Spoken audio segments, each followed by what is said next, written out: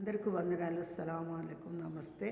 అందరూ బాగుండే దేశం ఇది భారతదేశం. అంటే అందరము కలిసి బాగుండే దేశం. ఒక ముస్లిమ్స్ అయినా, క్రిస్టియన్స్ అయినా, హిందువు అయినా కలిసి ఉండే దేశం ఇది. ఈ దేశంలో ఒక కీడు వచ్చినప్పుడు మీరు ఒక ఆలోచన చేయండి. ఎందుకంటే ఒక చోటనే ఇలాగ ఎందుకు జరుగుతుంది అని ఆలోచన చేసి ఎవరైనా సరే దానికి ఫలితంగా జీతం ఇవ్వాలి.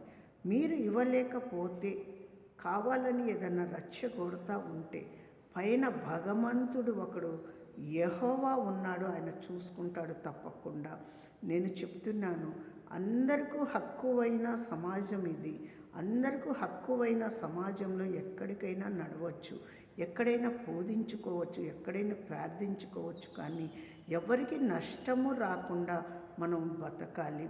ఇక్కడ చాలా వరకు ఈ భూమి మీద ఒక కీడు వచ్చేసింది కీడు. ఆ కీడుని మీరు ఆపగలిగితే ఏ గుళ్ళో అయినా, ఏ మసీదులో అయినా, ఏ చర్చిలో అయినా నష్టము జరగదు. ముందే మీరు మేలుకోవాలి.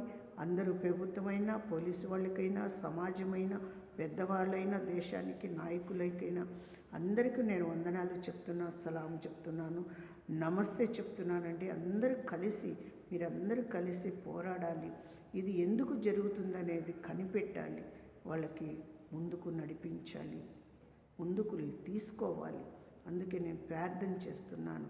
నా దేవా, నా రక్షకుడా, తండ్రి, నీ చిత్తములో ప్రతి వారిని తండ్రి పాపంలో నుంచి విడిపించండి. పాపములో నుంచి చెయ్యకుండానైనా మీరు కాపాడండి.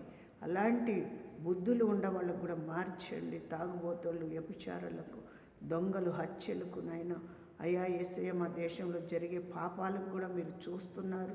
అందరినీ కూడా మార్చేసి మీరు అయా తప్పులు ఒప్పుకోవటానికి మీరు సహాయము దయచేయండి. అయ్యా, నువ్వు క్షమించే దేవుడివై ఉన్నావు. ఈ భూమి మీద ఈ రోజు దాకా ఉంచావంటే తండ్రి, నువ్వు క్షమించే దేవుడివై ఉన్నావు, ఘనపరిచే దేవుడివై ఉన్నావు, మేలు చేసే దేవుడివై ఉన్నావు, రాకపోకలో తోడుగా ఉండే దేవుడివై ఉన్నావు. నీ నామానికి మహిమ, ఘనత, ప్రేమ ఇచ్చే దేవుడివై ఉన్నావు. యేసు నామంలో అడిగి వేడుకుంటున్నాం తండ్రి. ఆమేన్, ఆమేన్.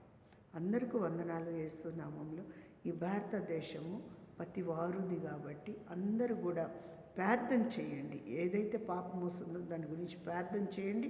యెహోవా వీరే ప్రార్థన మందిరంలో మేము కూడా ప్రార్థన చేస్తున్నాము. తొందరలో ఆ పాపం అనేది బయటపడుద్ది. ఎవరికైనా పాపం చేసిన వాడికి శిక్ష కూడా దేవుడు అమలు చేస్తాడు. అందుకోసమే మీ అందరికీ వందనాలు.